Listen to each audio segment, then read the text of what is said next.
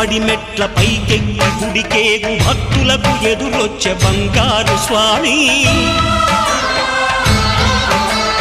ఇరుముడులు స్పృశించి శుభమును దీవించి జన బృందముల చేరే జగమేలు స్వామి తన భక్తులనరిల్చు తప్పులకు తడబడి ఒక పక్క ఒరిగెన ఓంకారమూర్తి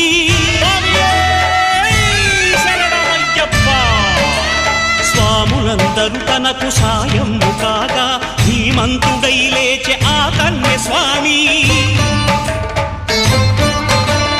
పట్టబంధము వీడి భక్తతతికై పరుగు పరుగున వచ్చే భూమిపైకి నరుడై